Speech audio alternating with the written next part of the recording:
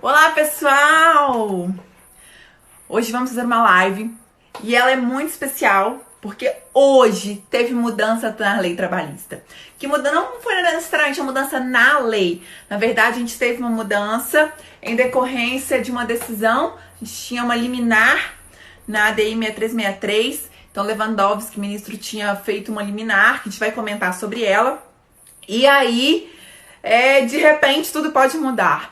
No embargo de declaração, a gente teve uma interpretação que foi dada pelo ministro. Então, ninguém melhor do que um juiz extremamente atualizado, moderno, que tem um estudo exemplar para poder debater com a gente, explicar melhor que mudança é essa, como foi.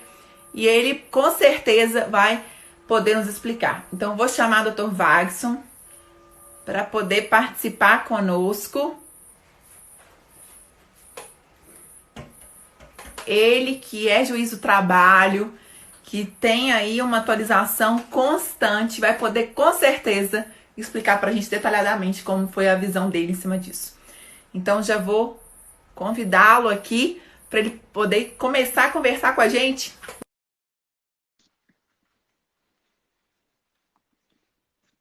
Quando o Dr. Wagson entra, a gente vai comentando. Boa noite, Olá, Dr. Wagson, tudo boa bem? noite, tudo bem? Tá me escutando certo? Ótimo, certinho. Todo mundo aí tá escutando, gente? Dá um ok pra gente. Então, Wagson, muito obrigada de ter aceito debater hoje, a gente conversar um pouquinho, porque é tanta mudança que a gente tem que procurar as pessoas que são referências. Então, muito obrigada mesmo de participar, de vir conversar, aceitar nesse momento de mudança, né? Que eu falo, quando a gente conversou, era uma coisa, hoje já mudou, é um É, cenário novo a cada minuto. Cada minuto é um flash. exatamente. Eu primeiramente gostaria de agradecer a confiança aí no meu trabalho e de poder dar o espaço aí para debater, né? Eu acho que a gente chega numa síntese mais democrática depois de muito diálogo, muita conversa e esses canais propiciam isso, né? E hoje É está verdade. exigindo isso, que a gente pare um tempo maior para poder sedimentar essas questões que estão mudando a todo momento e em um ritmo frenético, né? Que É, a gente não para sentar, arquitetar algumas soluções e tem que dar respostas imediatas em qualquer área, né? Que a gente for atuar, tanto como aluno, como professor, como juiz ou como promotor de justiça, procurador. porque é o É. caso do procurador do trabalho. Né? Uhum. Agradeço muito o convite, te acompanho já há um tempo nas redes sociais aí, viu, Graciano? Ai.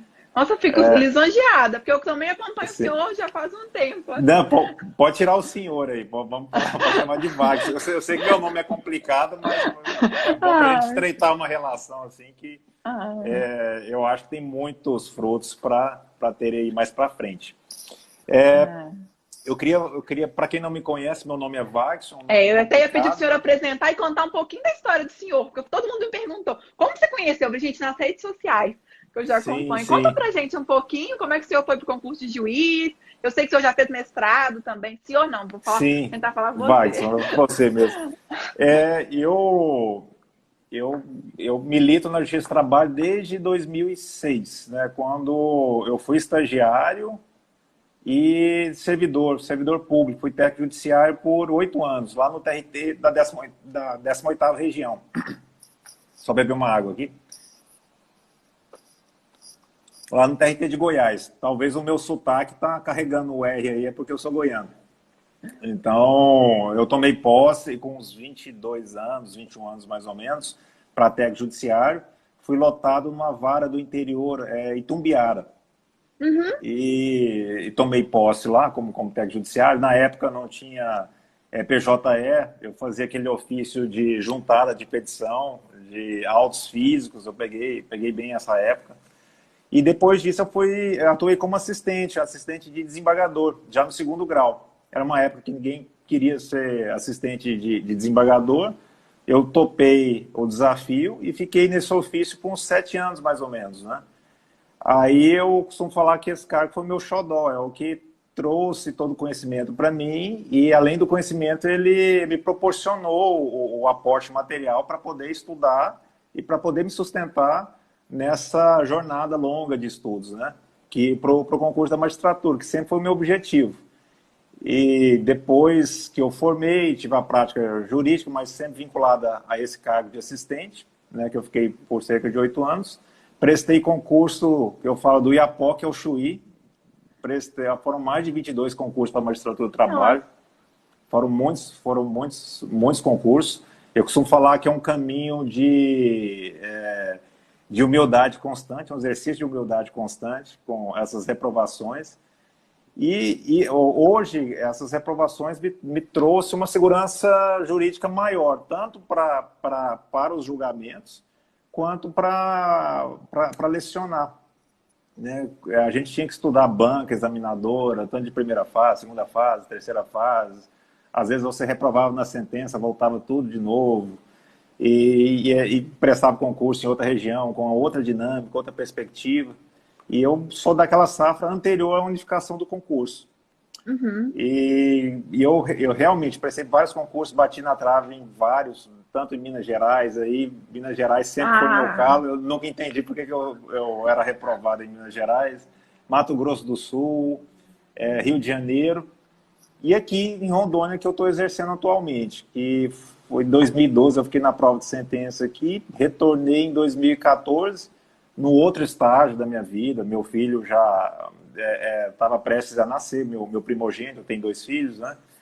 E aquela correria, a gente mudando de casa, recém-nascido, né? Aí, e o concurso, eu lembro que nesse concurso que eu passei, TRT-14, tinha outro concurso, tinha um TRT-3. Eu tinha feito a segunda fase, a sentença, que era no mesmo dia, eu tinha ido melhor no TRT-3 do que no TRT-14. Aí o TRT-3 não deu certo, o TRT-14, por incrível que pareça, deu certo. Aí eu tô aqui já há uns 5 anos como juiz de trabalho, gosto muito da região aqui, me adaptei bem, é um pessoal muito acolhedor, a gente se surpreende com muitas coisas aqui, positivas, né? E eu atuei aqui no interior, em Machadinho do Oeste, Rolim de Moura, cidades que eu nunca pensei que eu iria conhecer um dia, né? Cacoal, Ji-Paraná, e agora eu estou na capital faz quase uns 3 anos, né? Daqui uns 6 meses, mais ou menos, eu faço 6 anos de magistratura. Então, eu peguei aquela prática, tanto de estagiário, de servidor, para magistratura. Eu falo que eu sou cria da casa, né? Eu não tive uma prática do lado de lá do balcão, né? Que eu sinto às vezes, né? Por exemplo, da advocacia ou na parte investigativa do Ministério Público do Trabalho, eu não tive isso. Então, eu fiquei sempre nessa parte do judiciário. Tanto que as minhas primeiras experiências efetivas em audiência foi como magistrado. Como eu atuei mais no segundo grau, como serviço de bastidor, fazendo minuta de voto para desembargador, a minha prática em sala de audiência era pequena. Então, quando eu comecei a trabalhar mesmo como juiz, que eu peguei essas questões, esses debates, esse fervor de sala de audiência que a gente lida, né? Que é uma coisa prazerosa. Que cada dia gostosa, eu falo, né? audiência, cada dia é um aprendizado. Eu adoro assistir audiência. É a linha de frente, né? É a linha de frente ali, né? O que acontece mesmo, né? O judiciário está personificado na figura do juiz, o cliente, o seu cliente, por exemplo, se ele vai falar bem ou mal, é do juiz de primeiro grau, né? No debate, no segundo grau, fica uma coisa mais abstrata, mais teses jurídicas mais ali distante, dos advogados. Principalmente para né, o cliente não entende tanto assim a segunda instância. Ainda mais no TST, né? E nesse caminho, né, eu tive uma oportunidade de fazer um canal jurídico, um blog, né, que é o www.magistradotrabalhista.com.br. Eu fiz esse canal em 2000 eu acho que faz uns 5 anos, eu acho que foi em 2007, 2008. Tinham poucos blogs na época. Eu lembro que tinha um que chamava Hierarquia Dinâmica e o outro Loucos pelo Trabalho. E esses blogs praticamente replicavam o que tinha no site do TST, por exemplo. Né? Não tinha um trabalho. Comentário, nada. Nada, né? Nenhum comentário ou algum sobre um tema inusitado. Não tinha, assim, algo a respeito que eu sentia falta. Aí quando eu era servidor, aí eu fiz esse blog. O blog já chamava Magistrado Trabalhista, apesar de eu ser o assistente, né? Assistente de desembargador.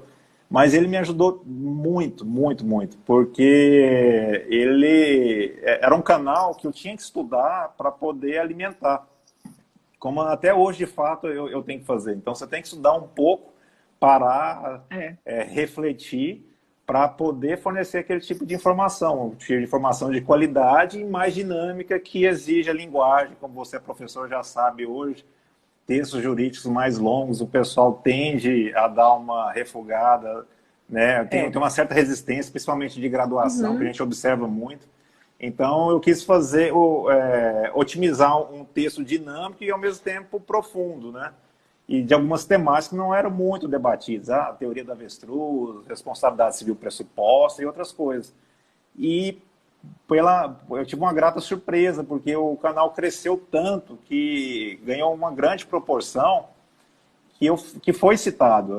Várias postagens daquela, apesar de não ter um rigor científico, porque a gente não lida com norma da ABNT, às vezes você não estabelece um padrão ali de referencial teórico mais detalhado, já porque é uma linguagem de blog, né? Ele não tem esse condão acadêmico.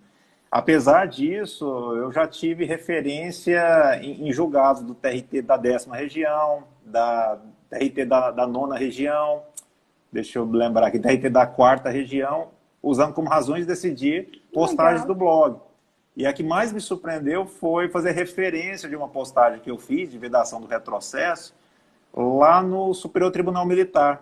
Então, uma divergência de algum ministro lá do Superior Tribunal Militar utilizou de referência uma postagem do blog. E aí eu fiquei assim, super surpreso. Aí, como ganhou essa dimensão, eu falei, não, vamos continuar a alimentar. E hoje eu tenho alguns colaboradores, apesar de não produzirem tanto quanto eu produzo lá para o canal, eu tento fazer uma ideia de revista semanal, né? Inclusive, eu vou tentar colocar nessa semana algo a respeito dessas MPs, da questão da constitucionalidade, para fomentar mais o debate. É o tema nosso que a gente vai falar aqui, né, na live. E só fazer um adendo aqui, não sei se o pessoal vai conseguir ler, esse aqui é o meu livro da editora Juspódio.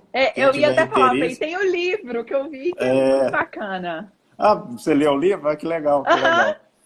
Então, ele está no site da editora Juspódio, é para a carreira da magistratura do trabalho, é um guia completo para se preparar da carreira, tem relato da minha primeira audiência, da minha primeira sentença, de como eu lidei com essas expectativas, tem a questão assim, das vantagens e desvantagens da carreira e alguns depoimentos.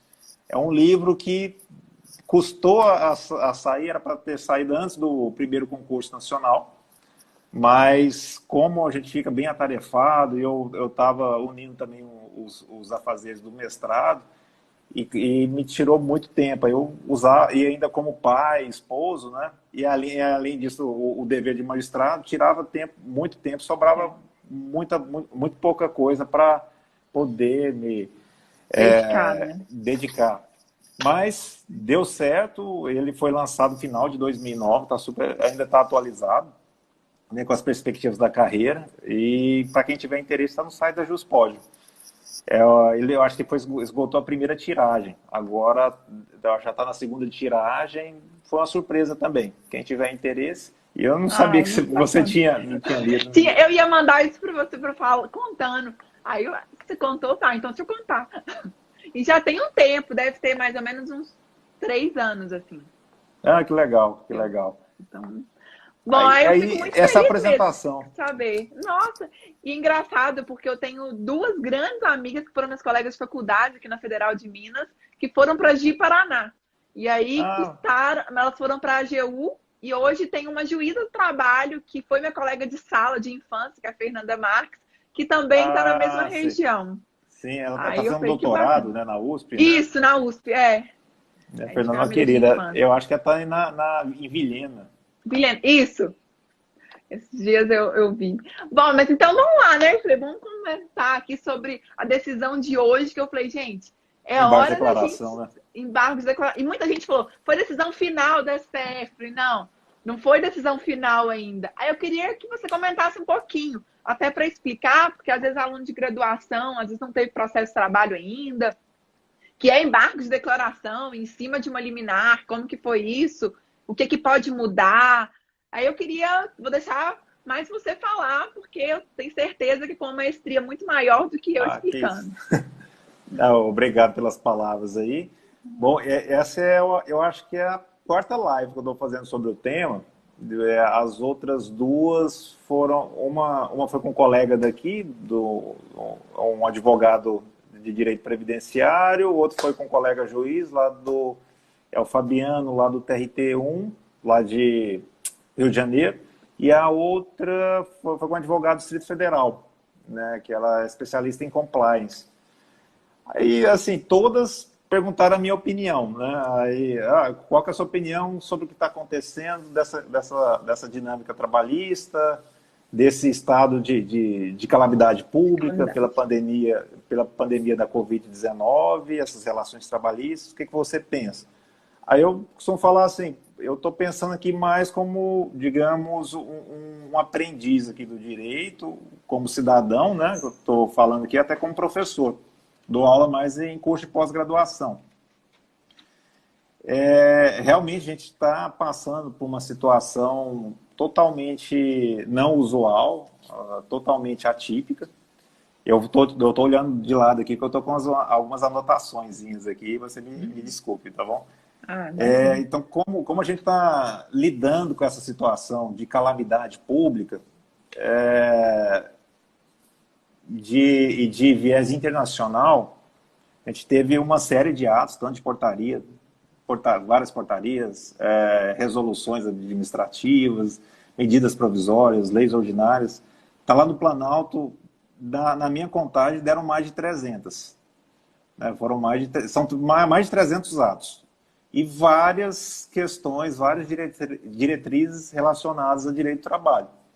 As principais é a Lei 13.979, que ela fala de algumas peculiaridades trabalhistas nesse estado de calamidade pública, principalmente no que diz respeito à falta justificada, né, pelos casos de isolamento e quarentena.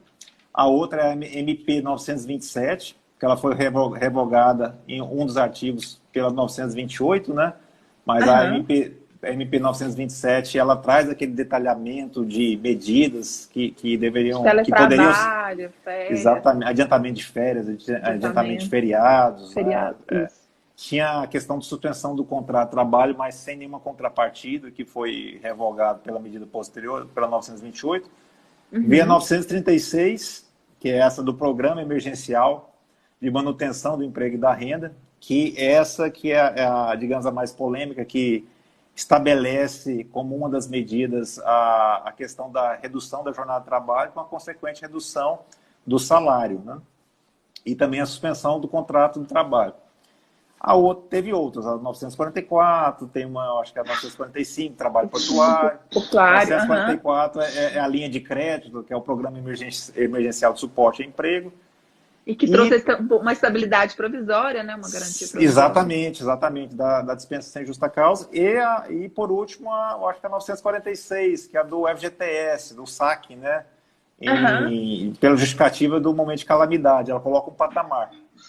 Que até isso a gente está discutindo, se a competência ou não do juiz de trabalho, se pode liberar um valor acima do que é aquele estipulado, se o pedido pode ser incidental no processo ou não, se pode ser por jurisdição voluntária ou não. Então, está uma panaceia e para quem está lidando com direito de trabalho, tanto na parte acadêmica para dar aula e na parte consultiva, eu acho que está tendo bastante dúvida. Passando aperto, né? E é difícil de até explicar isso, ainda mais para quem é leigo no assunto, né? Para quem aquele empresariado que não tem uma certa instrução e aquela parte mais hipossuficiente, o empregado em si. É muito difícil. A gente tem muitas questões, se aplica para o doméstico, não aplica, Tem gente que fala que aplica, gente que fala que não aplica, aplica com restrição. Uma medida estava expressa nesse sentido aplicando, outra ficou um pouco mais silente, que é a 936, mas eu entendo que aplica. Bom, a minha opinião, essa é a minha opinião como professor, até que como magistrado a gente tem que olhar cada questão da problemática do processo, do caso concreto, né? Uhum. Então, eu acho que diante de um estado desse, de extrema urgência que exige essa calamidade pública, essa contaminação pela Covid-19, a primeira medida que deveria ter sido tomada é a vedação das dispensas sem justa causa e arbitrária. Então, eu acho que o governo, independentemente de adesão de linha de crédito posterior, independentemente de medidas no sentido de suspensão do contrato de trabalho ou não, deveria ter vedado e restringido esse poder de decisão contratual, unilateral, né? Ainda mais nesse estado emergencial que a gente se encontra. Tinha que ter estabelecido um liame, um prazo, né, de 60 ou 90 dias. Isso é a minha opinião pessoal. Um país que fez isso, de uma certa forma interessante, é a Argentina. Ela vedou toda e qualquer dispensa sem justa causa ou por motivo arbitrário, logicamente que ressalvados aqueles pedidos de demissão, aquelas justas causas que não tenham relação direta com algum afastamento pela Covid-19, ela suspendeu isso acho que foi por 60 dias, salvo me engano. Eu acho que era uma medida bem interessante nesse estágio atual que a gente se encontra. Como não foi feito, e foi feito de forma parcial, só em algumas situações, como na medida na MP 944, que é o Programa Emergencial de Suporte ao Emprego, só para aquelas empresas que façam adesão à linha de crédito e que tenham aqui o faturamento entre 360 mil a 10 milhões no último ano. E isso dificulta a implementação dessas medidas, ainda mais porque o maior quantitativo de empregadores são micro e pequenas empresas, e até microempreendedores individuais. Então, às vezes, aquele mau empregador, diante desse cenário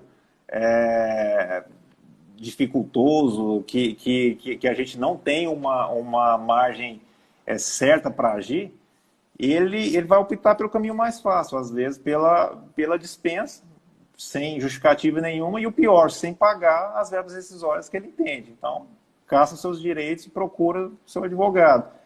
E isso se agrava pelo quadro que a gente se encontra de suspensão das atividades jurisdicionais. Então, está suspenso até o dia 30 de abril.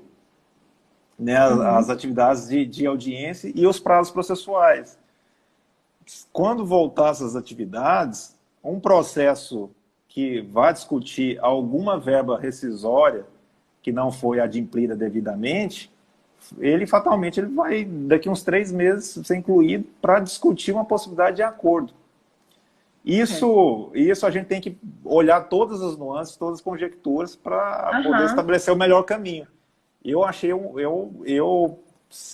como medida governamental, a primeira questão era a manutenção do emprego e a vedação irrestrita e geral de dispensas sem justa causa e arbitrárias. Eu acho que você daria uma vazão maior, uma concretude daquela dinâmica constitucional lá do artigo 7º, do inciso 1, que você deve falar muito bem em sala de aula lá, que aquela garantia lá dessas dispensas, né, arbitrárias e sem justa causa. Tem a Convenção 158. Eu ia até comentar, porque o meu posicionamento, meu mestrado foi em Direito Internacional e o doutorado em Direito do Trabalho. Então, eu tenho um posicionamento muito forte da Convenção 158. E aí, aquela discussão se ela realmente foi denunciada ou não. Da denúncia unilateral, né? Então, eu tenho, assim, alguns questionamentos que, para mim, deveria aplicar a Convenção 158 até hoje. Claro pois que não amplamente, mas... Aí lá tem que ter motivação das dispensas, né? Ou seja, por um motivo técnico, financeiro, né? Até para poder explicar para o funcionário, olha, você está sendo demitido por isso, porque a pessoa fica... Agora, por exemplo, estou vendo gente que está trabalhando em empresa há 15 anos, 20 anos, e chegou essa semana, foi surpreendido com uma demissão. Então, para a pessoa, nesse momento, conseguir arrumar um outro emprego, é É quase terrível, impossível. quase É. impossível. E o pior que é aquela denúncia vazia do contrato, sem explicação Uhum. nenhuma e às vezes sem receber nada, né? É. Então, com as atividades paralisadas, com a questão da quarentena, do isolamento social, é uma questão terrível que, no meu entender, beira o estado de exceção. Tal qual Aham. lá aquelas questões lá de estado de defesa, estado de sítio, intervenção federal. A figura mais próxima desse estado de calamidade que foi decretado é a questão do estado de defesa, lá do artigo 136, né? O estado de defesa Uhum. fala lá, grave, iminente instabilidade institucional ou atingidas por calamidades de grandes proporções da natureza. Então, dá para fazer uma analogia da hermenêutica e do trato dessas questões de acordo com o viés constitucional do Estado de Defesa. Por que eu falo isso? Eu também dou aula de direitos fundamentais do trabalho e direito constitucional do trabalho. E o que eu peço para os alunos, assim, fujam daquelas fundamentações chavões, daquelas fundamentações mais banais, né? De que, infringe a dignidade da pessoa humana. Infringe o trabalho digno. Tá bom, não que isso não seja verdadeiro, Importante. Uhum. importante, mas você tem que saber balizar e argumentar de uma forma robusta para dar vazão ao debate, né? Aham. O que eu vejo muito desses doutrinadores, do pessoal que tá discutindo isso, aquela fundamentação mais usual, né? Não, infringe o princípio da dignidade da pessoa humana. Mas vem cá, qual que é o seu conceito de dignidade da pessoa humana? Dignidade da pessoa humana não tem um viés individual, de mínimo existencial, né? E esse mínimo existencial tem que ser garantido uma condição razoável de moradia, de vivência digna, de segurança, de educação. E, além disso, não tem um viés social de bem-estar coletivo. Você não é um indivíduo que está inserido naquela comunidade e, de alguma forma, você tem que contribuir para o bem-estar social. Também tem um viés, por exemplo, que a gente vê nesses debates mais acadêmicos, tem um viés também ambiental, não é? Uhum. A dignidade da pessoa humana também tem a questão de fraternidade, de sustentabilidade. Você, de alguma forma, está inserido na comunidade e também tem que trabalhar para a preservação e conservação daqueles recursos naturais para a geração futura, não é? Então, queira ou Aham. não queira, falar que a dignidade da pessoa humana por si só, além de Não você sustenta. banalizar o Instituto, né, você não sustenta um debate mais aprofundado sobre isso. Então, se você Uhum. olhar essa ótica da dignidade da pessoa humana nesse viés social, a depender do seu aporte metodológico, você facilmente consegue defender a constitucionalidade desse acordo individual, por exemplo, de redução da jornada e da redução do salário. Então, você Aham. tem que saber dosar essas argumentações constitucionais e doutrinárias para tentar uma síntese mais democrática possível do debate. E o que eu acho? Indo diretamente, como nesse estado de exceção, exige uma postura do intérprete um pouco mais diferenciada. Eu não gosto de falar muito em flexibilização, do jeito que a gente entende. Eu gosto mais de falar de sopesamento de direitos e garantias a depender de uma situação de emergência. Como estamos passando por uma situação totalmente anômala, que exige uma resposta já pronta e urgente para poder mitigar os efeitos dessa exposição comunitária, né? A gente já está falando de exposição comunitária do coronavírus. Essas medidas de quarentena e isolamento eram para ontem. A gente já até passou, do pico da contaminação. E o que eu vejo, às vezes, atividades funcionando, atividades não essenciais funcionando, e o pessoal descumprindo. E o governo, no meu entender, dessas medidas provisórias, principalmente o 136, eu entendo, né, que agiu com extrema percussiência e razoabilidade. E também sei, eu estava num debate pouco tempo atrás num grupo de juízes, eu defendia a constitucionalidade e fui quase execrado lá, quase foi me tiraram do debate, que é um tema muito caro para direito de trabalho, né? Quando a gente fala de redução de jornada e redução de salário sem uma participação efetiva do ente sindical, você causa um debate acalorado.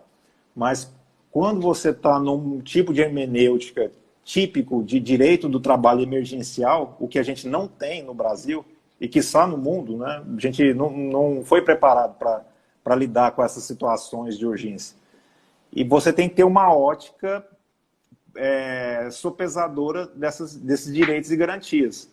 E sempre naquela vertente de respeito a alguns parâmetros, tanto da necessidade e temporariedade, ou temporalidade, quando alguns falam, alguns doutrinadores defendem. Então, devemos analisar essas medidas, sobretudo a questão da redução da jornada de trabalho e a questão da redução do salário, sempre com esse enfoque da necessidade da medida e da sua transitoriedade. Se a gente pensa que a medida não é transitória, aí sim a gente vai estar lidando com uma violação até grave dessas garantias mínimas catalogadas lá no artigo 7º, tanto da jornada de trabalho quanto do salário. E, por outro lado, se a única maneira, no meu entender, de dar vazão para essas medidas e de alguma forma, proteger o substrato da relação de trabalho, que é o emprego formal, o que te traz garantia, seria o acordo individual escrito. Porque é uma medida que os próprios partícipes da relação poderiam estabelecer já de pronto, incidir seus efeitos de forma imediata com a posterior comunicação do sindicato. Isso eu acho como medida constitucional, logicamente, que atendidos esse estado de necessidade e de transitoriedade que a situação exige. E dentro daqueles parâmetros da MP, da 936, né, de 25%, 50%, 70%, comunicação ao Ministério da Economia, comunicação ao sindicato. E, na minha visão, não esvaziou a atuação do sindicato. Quando você lê os dispositivos da 936, o artigo 11, que foi feita a referência nos embargos de declaração, está lá a comunicação do sindicato. O que foi feito na ADI 6363, e que eu vi uma enxurrada de lives, todo falando que o ministro entendeu como inconstitucional, e uma leitura mais apressada da fundamentação da DI 6363, da liminar, traz isso, né? Não sei se você teve essa primeira percepção. É dar uma interpretação conforme, colocando fundamento da Anamatra, fundamento de uma nota técnica também da ANPT, que é coisa rara de se ver no Supremo Tribunal Federal, ambas batendo forte na inconstitucionalidade, e dá a entender que não ia surtir efeito, que era algo inconstitucional, e depois ele dá uma modulação na interpretação conforme para salvar o dispositivo e dar concretude, né, à comunicação do sindicato. Aí, de uma forma até um pouco surpreendente para alguns, né, ele vem desconstruindo isso, que na verdade ele não quis declarar inconstitucionalidade, ele estava dando uma interpretação conforme para manter o dispositivo e para dar uma segurança maior sem menosprezar a atuação do sindicato, que poderia se dar de forma posterior como ente fiscalizatório, né? Isso que eu entendi também, que eu já debatia antes, que eu defendia a constitucionalidade por conta disso. Só que o ministro usou uma técnica de declaração conforme a Constituição, que a gente também entende, né, eu, principalmente na minha atuação, como antes de declarar um dispositivo constitucional, você deve envidar aqueles esforços hermenêuticos para poder manter a validade daquele dispositivo, deixar como última medida derradeira para a declaração de constitucionalidade. Então, se você conseguir manter aquele dispositivo atacado com uma leitura constitucional, é plenamente válido, é o que foi feito, né? É aquilo que a gente fala de diferença de texto e norma, né? Que às vezes o pessoal da graduação, até quando está prestes a formar, não tem muito essa consciência bem clara de que a norma é objeto de interpretação do texto, né? O que ele fez deixou intacta uma norma que poderia dar, aliás, um texto que poderia dar vazão a várias normas, né? Aí ele pegou Uhum. aquela interpretação que no entendimento do ministro seria mais constitucional e mais efetiva para a atuação do sindicato. Basicamente é isso que eu entendo. Eu sempre achei que é uma medida constitucional, que o ministro também ele agiu de forma acertada, principalmente nos embargos de declaração, apesar de achar que cabe às vezes um embargos de declaração aí que ficou uma premissa às vezes um pouco obscura, que pode abrir margem para algumas discussões, né, principalmente da adesão do empregado em uma negociação coletiva posterior, deixando a faculdade do próprio empregado aderir ou não, né, com base no princípio da norma favorável. Isso, se é um acordo individual, deveria ser uma adesão em conjunto, talvez, né? Isso vai causar uma série de Vai discussões causar uma que discussão, sim. fatalmente vai desembocar no judiciário. E é isso, a gente está lidando com uma situação totalmente diferenciada e voltando, dando primazia para a própria questão capital-trabalho, né, que ficou um pouquinho jogada de lado desde da 2017 com a reforma A trabalhista. reforma. Se você falava que eu dou aula de direito do trabalho, o pessoal já te jogava de Não, e escanteio. aí um dia me Não. perguntaram, você vai dar aula de história, né? Porque o direito do trabalho não existe. Aí eu fiquei muito brava. Não, gente, e agora voltou assim. Eu falo que a gente voltou para poder falar, não, agora a gente viu que o direito do trabalho, ele é o cerne de tudo. Porque se a pessoa está sem emprego, ela não vai conseguir fazer mais nada, porque não vai conseguir pagar as contas, não vai ter a dignidade humana, e aí por aí vai, né? Então a gente Pois voltou é, pro cerne. por certa discussão, tudo envolve renda, né? Renda, É. a questão de prestação de serviço, consumo, Qualidade de virar trabalho, meio economia, ambiente, qualidade de tudo. trabalho, exatamente. Aí a minha preocupação é essa, porque o que eu estou vendo aqui na prática, principalmente em Rondônia, às vezes é uma escolha precipitada do empresariado em dispensar. Aquela Uhum. uma série de dispensas sem garantia nenhuma de pagamento e ainda pela dificuldade que essas MPs têm de aplicação, porque gera discussão e você tem que ter um serviço de consultoria, né? E Sim. às vezes aquele empregador que não tem aquele fluxo de caixa que trabalha com o valor que ele recebe aí no dia, ele não tem condições ali de pagar uma assessoria mais de qualidade e para tentar solucionar aquela falta de recursos de captação financeira com aquelas medidas da MP 927, né? Com banco de Uhum. horas, com Férias, adiantamento de mas... feriado, de férias coletivas, né? Então, para implementar isso, você tem que ter uma organização. Uhum. E o que eu estou vendo é isso. Aqui em Rondônia também, eu acho que a realidade é um pouco diferente aí de Minas Gerais, mas Minas Gerais também tem muito disso. A gente tem muito empreendedor aventureiro, né? Aquele pequeno comerciante que abre uma panificadora, que é ele que trabalha com a família, mais dois, três empregados, que sequer tem registro, que chama de Aham. diarista, né? Então, aquele vínculo trabalhista que não é tratado da melhor forma possível, que vai dar um reflexo futuramente lá na frente.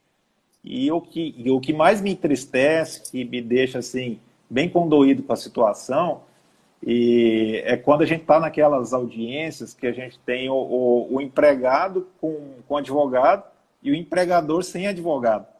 Então, o empregador em causa própria, né? Então, a situação da pessoa está mais difícil até, às vezes, do que o próprio empregado. E como você vai balizar essas situações? Você vai aplicar o princípio protetivo de forma invertida ou não? A pessoa está sem advogado, aí tem todas aquelas dinâmicas processuais de impugnação específica, né? Ônus da prova do empregador, de juntar Uhum. todos os cartões de ponto, toda a documentação, aí tem aquela série de consequências.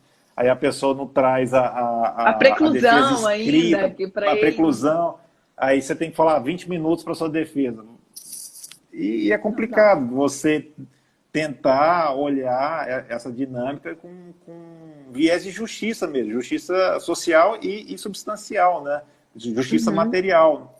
Até porque você tem uma relação que ela foi assimétrica no tempo todo, né? E De é repente. difícil lidar com isso. Então, aí, olhando esse quadro que a gente está passando, emergencial, aí no meu entender, eu vejo a medida como constitucional por essas questões, tanto nessa questão da dignidade da pessoa humana no viés social, da própria garantia e manutenção do emprego, da questão da busca do pleno Uhum. emprego, que está catalogada também na Constituição Federal, e vejo que a presidência, a Casa Civil, né, ao editar principalmente essa medida provisória 936, ela agiu de forma bem cautelosa. Ela é bem.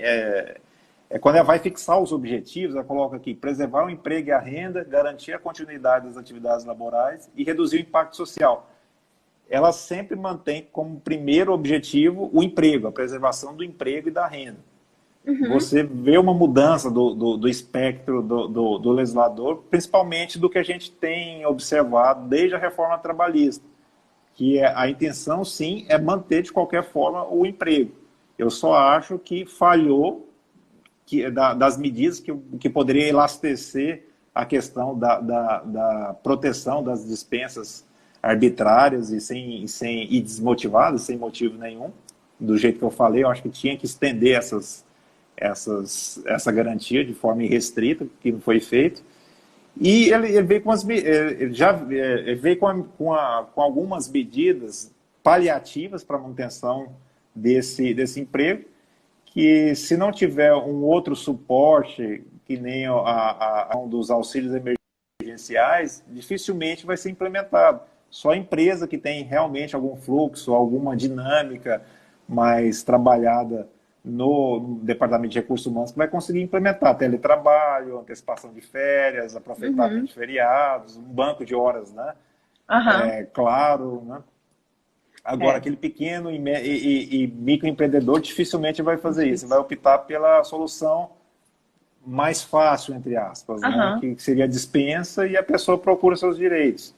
O que a É. gente tem que esquecer um pouco também e retirar da cabeça, às vezes, desse mau empreendedor, que mesmo tendo condições não paga as verbas devidas, aquela ideia que a gente chama de justiça com desconto, né? Que tem um livro bem interessante para quem tiver interesse aí, é do John French, chama...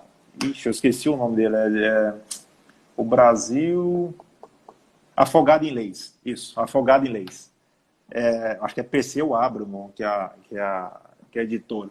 Aí ele faz todo um intertexto do trabalho na era de Vargas, quando surgiu a CLT, naquela questão da constitucionalização lá do próprio judiciário trabalhista, que era um judiciário administrativo, e depois Aham. foi incorporado no Poder Judiciário Nacional, e fala da efetividade dessas medidas judiciais, se correspondia com a realidade ou não, e ele tinha uma crítica contundente, que falava muitas das vezes isso, que em muitas situações o empregado ele aparecia na Justiça do Trabalho para negociar verbas tipicamente salariais e de natureza assim, fundamental, que não poderiam serem transigidas, né? Uhum. Aí ele chamava isso de justiça com desconto. E a gente tem que evitar a todo momento, lógico que guardadas as particularidades do caso, né, dos recursos que tem disponíveis, essa ideia nefasta, né, de você negociar e dar desconto em parcelas ali de natureza salarial. Isso que é a grande dinâmica que eu acredito que vai ocorrer num futuro próximo aí no Judiciário Trabalhista. Um incremento de reclamações trabalhistas, né, discutindo tanto a questão do vínculo empregatício, né, naqueles Uhum. trabalhadores informais, naqueles pseudo-autônomos, né, que agora ficaram desprestigiados, desatendidos por essa situação emergencial. E muitos E a agora questão... viram isso, né? Tipo, Porque até então eles estavam Sim. recebendo, estava tudo bem. Tanto que ela fala, e o meu por fora? Gente, por fora vocês não vão receber e agora. Então, acho que muitos vão sentir isso agora, nesse momento. E é A isso. Aí, informalidade. sim, sim, informalidade. E além dessa questão do vínculo empregatício, do reconhecimento, o pagamento das próprias verbas rescisórias em si. Que, Uhum. que está chegando ao meu conhecimento isso. Várias dispensas sem a saudação daquelas verbas rescisórias típicas, É. né? E até Sem pagar. perguntaram aqui, está tendo uma discussão muito grande, porque algumas empresas estão alegando força maior, até por causa do estado de calamidade pública.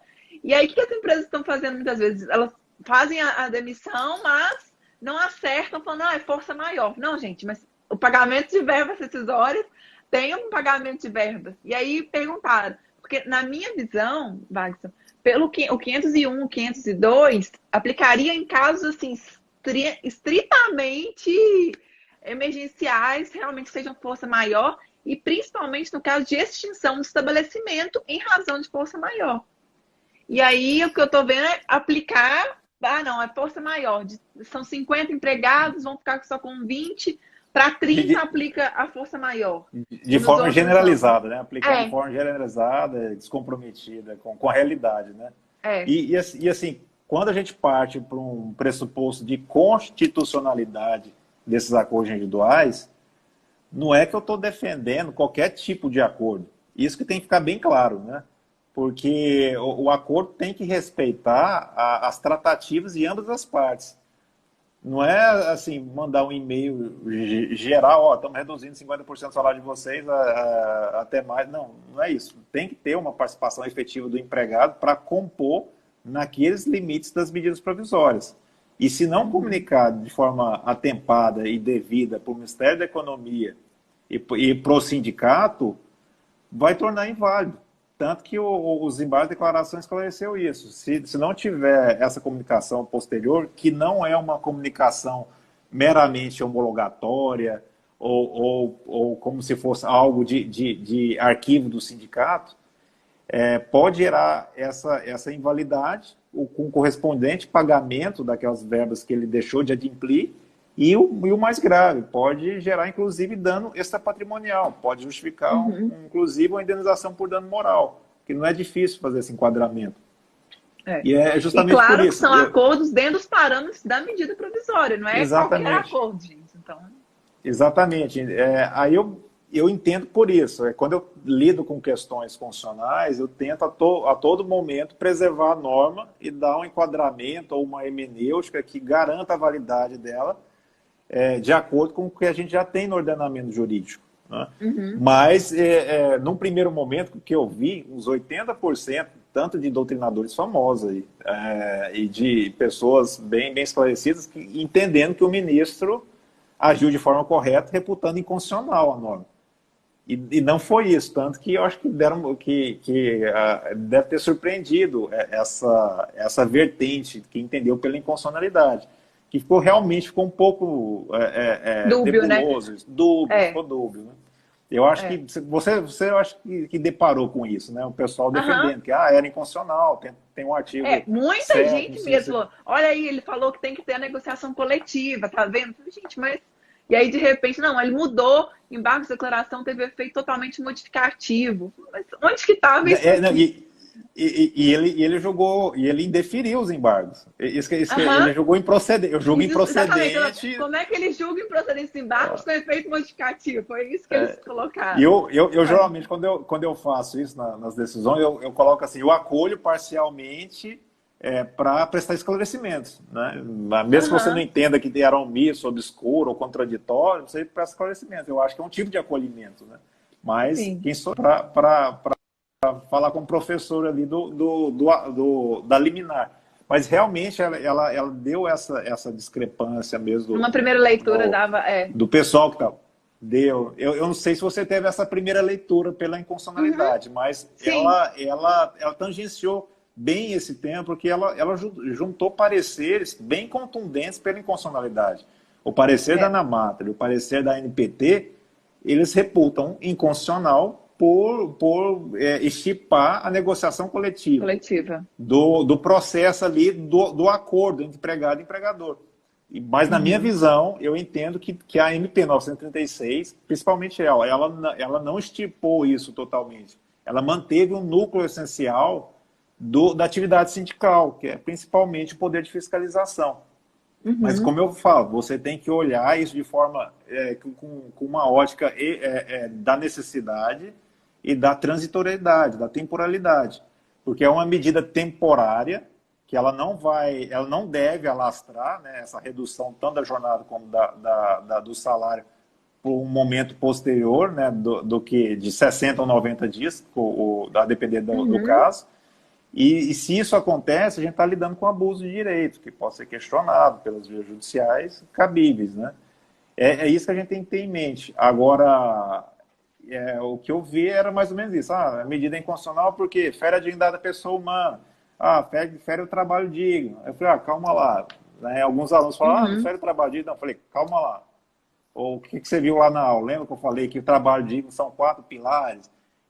O primeiro tem o pilar dos direitos fundamentais. A gente já está debatendo direitos fundamentais, sopesamento de direitos nesse caso, direito à saúde, direito social, a questão do contrato de trabalho, da redução do salário, da jornada.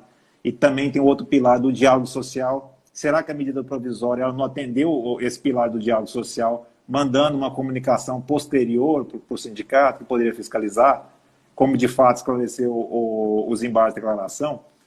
Tem o viés da promoção social do dentro do trabalho digno. Será que a medida provisória não trouxe o auxílio emergencial também para poder mitigar esse efeito aí da redução do salário?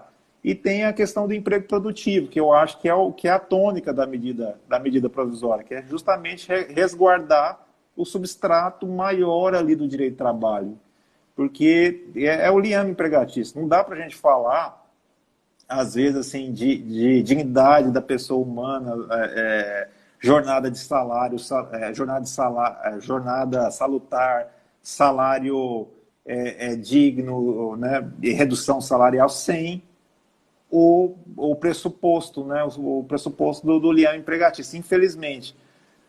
Mas a gente está falando de conquistas históricas, esses argumentos sempre tiveram aí. Não, eu sei disso, mas a gente está lidando com um vírus, com uma mortalidade tremenda que está causando um rebuliço tremendo onde está passando mundial, e matando, né, pessoas. Um efeito mundial. A resposta era para ontem.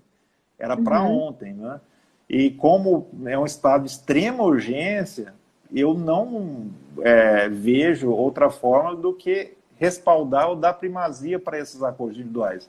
Logicamente que com a comunicação e a fiscalização posterior do sindicato. Era isso que eu estava defendendo. Mas quando você fala nesses temas caros para direito de trabalho, jornada, salário e até dignidade mesmo da pessoa humana, e você vai defender, de certa forma, aí, uma mitigação, mesmo que temporária, você é quase apedrejado, ainda mais por esse meio que a gente se encontra, né, nesses debates trabalhistas mesmo, né?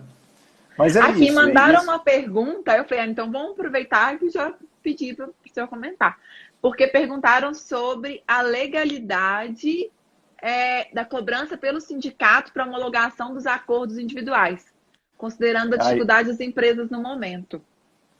Não, isso aí é conduta antissindical. Cobrar qualquer tipo de valor como se fosse órgão homologador, além de um abuso, né, dessa situação emergencial que não justificaria, é uma conduta antissindical e que pode ser tanto anulada quanto questionada judicialmente e ter repercussão pecuniária sobre isso. Né? E se realmente a conduta antissindical não cabe essa cobrança por parte do sindicato, né, ainda mais nesse momento. Isso aí, eu também tive alguns debates a respeito disso. Dá para enquadrar em conduta antissindical. Eu só tenho uma nomenclatura de uma cláusula parecida, só não estou com o nome aqui na cabeça. Mas eu entendo como conduta antissindical e que não é possível a cobrança, não. É uma forma que os Eu sindicatos acho que tentaram para falar, já que não tem a contribuição, sim. então eles começaram a tentar cobrar. Mas isso realmente eu entendo que afasta o dever do sindicato de representação. Mas, Sim, e o mais grave também, né? Por isso que no meu entendimento da constitucionalidade do acordo individual, só que nesse momento, dentro daqueles parâmetros, tem que observar daquelas tratativas entre o empregado e empregador. Tem categoria que não é organizada por meio de sindicato, né? Aqui em Rondônia, por exemplo, salvo me engano, as empregadas domésticas não têm doméstico. sindicato. Até ia comentar, porque esses dias o Luciano Martins falou, não, mas todo lugar tem sindicato doméstico, na hora que a gente estava conversando. Olha, na minha região não tem em alguns Não lugares. tem, Então, não tem. não. Por exemplo, além de não ter isso, essas tratativas negociais são longas. Você vincular uma negociação efetiva, já Uhum. passou o tempo ali de alastramento da pandemia, dessa exposição comunitária, por exemplo, que está acontecendo. Então, o viés mesmo era evitar aglomeração e que essas assembleias não reunissem pessoas infectadas. E isso que eu entendi da leitura dessas medidas, por isso que eu achei bem razoável. Agora, mas pode fazer por meio de videoconferência. Eu falei, vem cá, depende de quem você está falando, depende Quantas da pessoas têm categoria, internet, e celular para depende se vai poder. ser representado efetivamente, né? Tem a questão da representatividade sindical, que agora está um Uhum. pouco mais tolhida pelo acordo individual lá das contribuições. Então, tem uma série de questões burocráticas que eu entendo que se você for observar essa burocracia toda, aí seria mais fácil aquela opção que eu te falei pela dispensa. Sem motivação e deixa tocar e depois a gente discute isso lá na frente. E Uhum. isso que eu acho que a gente tem que evitar a todo custo, ainda mais nesse cenário, é garantir a renda, de alguma forma, Uhum. nessa A crise. subsistência que eu falo praticamente nesse momento. E a gente não está Até. no meio de, eu acho que teve a fala do ministro da Saúde que a saúde pública possivelmente entrará em colapso no mês de maio e junho. Uhum. Ainda Então, não está no ápice. no ápice, né? É quase um estado de exceção. E é porque não está acontecendo assim visivelmente. O que a gente vê às Uhum. vezes na rua é comerciante mesmo com atividade não essencial funcionando, as pessoas indo ao banco, indo ao supermercado mesmo que de forma não necessária, né? Uhum. E não está tendo, às vezes, aquela questão de lockdown, né? O pessoal fala, né? Só está tendo uma suspensão temporária de algumas atividades, né? Ó, É, aquele isolamento em si, não ainda sai não de teve. casa, não teve. E o que expõe a nossa sociedade como um todo, nossa sociedade brasileira, né, que tem um desnível social tremendo. Também é fácil a gente falar em isolamento quando a gente tem renda, quando a gente tem um vínculo formal e de onde tirar o sustento, né? E aqueles Exatamente, é. trabalhadores informais, aquele pessoal que depende do dinheiro entrando dia a dia, aquele pequeno empreendedor, é complicado de lidar com isso. Aí por isso, É. justamente por essas peculiaridades que eu entendo, se você tem que ter uma ideia um pouco mais elastecida ali do viés constitucional desses acordos individuais. Mas igual eu quero deixar bem assim claro isso, desde que observados estritamente os critérios ali obrigatórios das MPs, principalmente da MP 936, da comunicação, e sem tirar o respaldo do sindicato em um momento posterior. Né, tanto Uhum. no viés fiscalizatório como no viés negocial, né, num outro momento fazer uma negociação mais benéfica, o empregado poder aderir. Isso que a medida trouxe, né,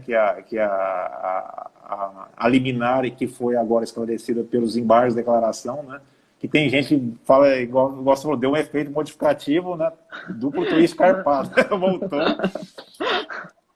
e causa essa confusão, né? E eu até imagino, para quem está prestando consultoria, não, agora, não, agora pode, saiu o MP, pode negociar. Opa, peraí, saiu uma liminar, não, vamos segurar aí, porque tem que ter o sindicato e tal. Agora saiu os embargos de declaração, não, Não, não vamos precisa mais. voltar, não precisa mais. Aí vai para o plenário, né, dia 16, aí vai para Aí o ainda plenário, pode não, mudar. vamos, pode mudar. É verdade. Então, realmente é um Sim. cenário que exige essa urgência e traz esses questionamentos. Não é uma questão fácil, é aquilo que a gente pode classificar de hard case mesmo. São casos difíceis e que vão É. desaguar no judiciário e a gente vai ter muito trabalho aí para Ai, definir essas questões, né? verdade. Ai, então, Madison, queria agradecer ao senhor. Agora que eu vi que, gente, vai daqui a pouco ainda cortam a gente, porque deu 1 hora a gente Ah, que conversando aqui. Eu falei,